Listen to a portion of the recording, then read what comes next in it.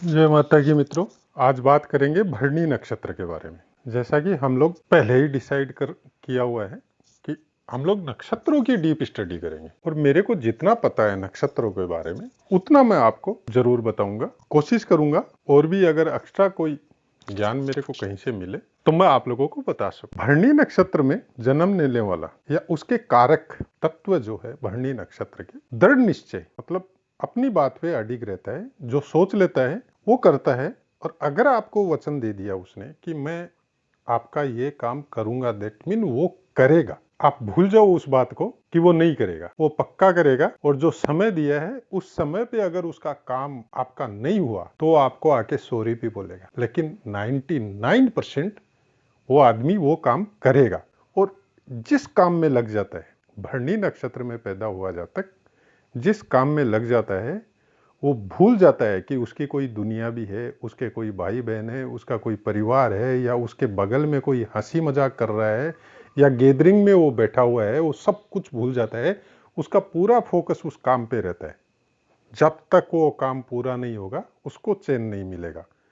सत्यवादी होता है, स्वस्थ होता है, सच बोलता है, सच का साथ देता है और सुखी होता है। जिस काम का भी बीड़ा उठा ले, अगर आपने वराहमिहिर जी की किताब पढ़ी है तो उन्होंने तो एकदम बढ़िया से इनके बारे में श्लोक लिखा है। कृत निश्चय है सत्यारुकद वक्ष, सुखी तस्य भरिणी। मतलब जिस काम का बीड़ा उठा ले, जैसे हनुमान जी ने संजीवन बूटी लाने के लिए बीड़ा उठाया था, वो उसको पूरा करके ही चैन लेते हैं। काम को शीघ्र समयबद्ध पद्धति से पूरा करने का इनका गुण होता है। इस गुण के अलावा भी नारद संहिता में जब पढ़ते हैं तो इनका शरीर बहुत सुंदर होता है, बहुत स्वस्थ होता है, और आपसे प्यार से बात करेंगे, आपके साथ दबंगता नहीं दिखाएंगे, बहुत अच्छे से बिहेव करेंगे, और अच्छा आचरण करने वाले और बहुत आकर्षक व्यक्तित्व इन लोगों का होता है। इनका स्वभाव कुछ भी हो, कैसा भी हो, लेकिन कुछ आदमी या कहीं पे हंसी मजाक करने की वजह से ये लोग बदनाम भी हो जाते हैं। शीघ्र सफलता पाने की लालसा इन लोगों के अंदर होती है। प्राय कर पानी से इनको डर लगता है, और सुंदरता के लिए, या मतलब आजकल जो ड्रिंकिंग वगैरह है और है, तो उनसे भी इन लोगों को कोई परहेज जैसा नहीं होता है। लेकिन ड्रिंकर नहीं होते, एकदम सिस्टमेटिक तरीके से लेने वाले हो सकते हैं, लेकिन हैवी ड्रिंकर जो पी के रोड पे पड़े रहते हैं वैसा कुछ नहीं होता है इन लोगों का। और अगर अश्विनी नक्षत्र पे कहीं गलत नक्षत्र का या गलत ग्रह का भेद हो रहा है तो इसका कुछ कुप्रभाव भी देखने को मिल सकता है। प्रेजेंट लाइफ में, प्रेजेंट सिचुएशन में वो कुप्रभाव ही अच्छा प्रभाव बन जाता है। झूठ बोलते और अपने काम पे दृष्टि, मतलब इन्होंने ऐसा सोच रखा है कि यहां से मेरे को येन केन प्रकरण, चाहे कुछ भी करना पड़े, चाहे कुछ भी बोलना पड़े, झूठ बोलना पड़े, सही बोलना पड़े, मेरे को मेरा काम करवाना है। तो ये रास्ते का चिंता नहीं करते हैं, कौन सा रास्ता अपनाया है, ये अपना काम पक्का करते हैं और अच्छे पुत्रों के पिता होते हैं।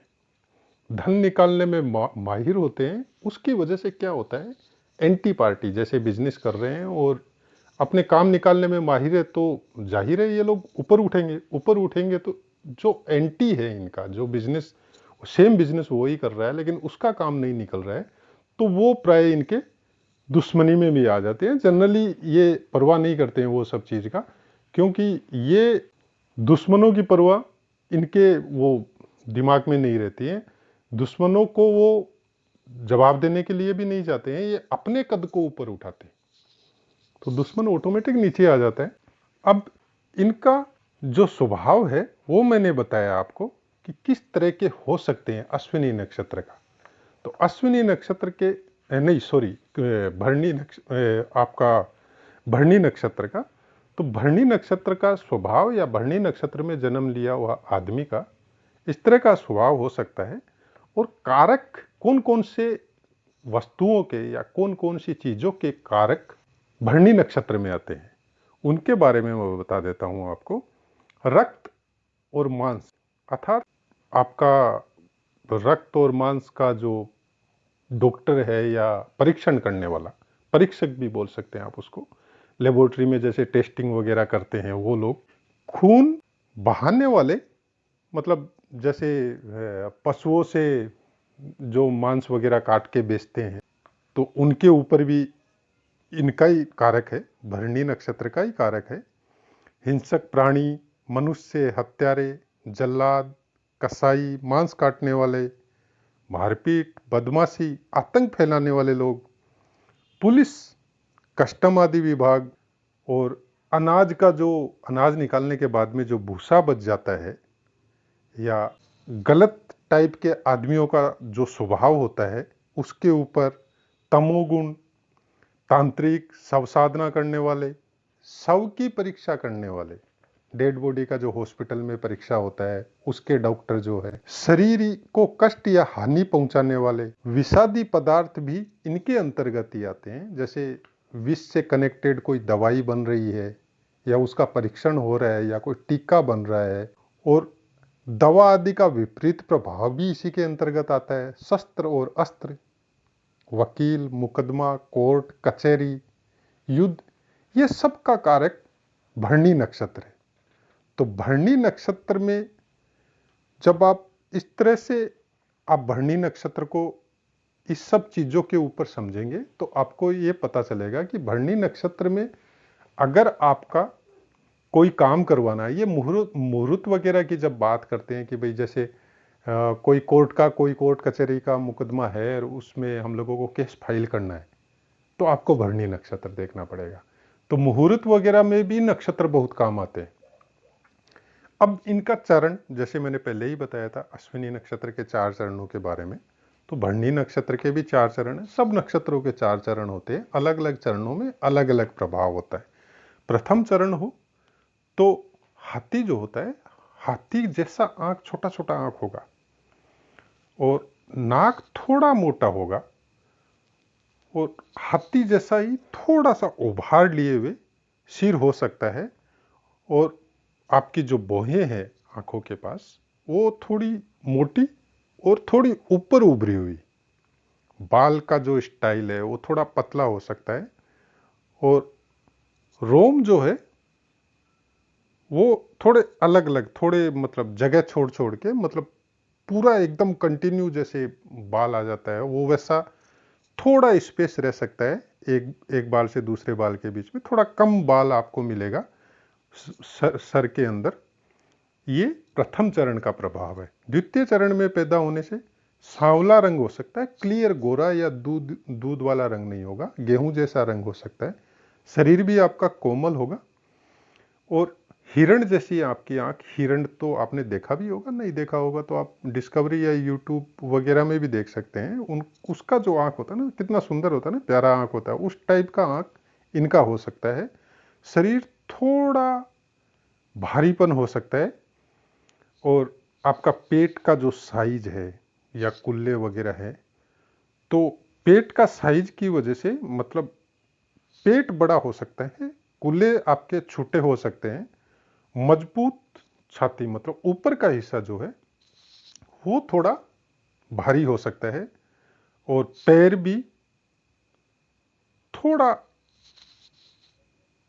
कठोर होगा, थोड़ा हार्ड होगा, थोड़ा भारी हो सकता है, लेकिन पेट थोड़ा लटकता हुआ रहेगा, थोड़ा ज़्यादा शरीर से आपको निकला हुआ रहेगा, अधिक बोलने की आदत भी हो सकती है, और स्वभाव से डरपोक भी हो सकते हैं। दूसरे दूसरे चरण में पैदा हुए जातक के बारे में बताया गया है। तृतीय चरण में आता है आपका मतलब फुर्तीला शरीर होता है, और आंखों की पुतलियां थोड़ी श्वेत वर्ण हो सकती है, थोड़ी सफेदी लिए हुए हो सकती है, जैसे आंखों में ललाई दिखती है ना हम लोगों को, तो किसी किसी को हम लोग देखते हैं तो किसी को आंख में पीलापन नजर आता है, किसी का आंख में एकदम सफेदपन नजर आता है, जैसे इसका शरीर में ब्लड ही नहीं है, तो वैसा आदमी हो सकता है।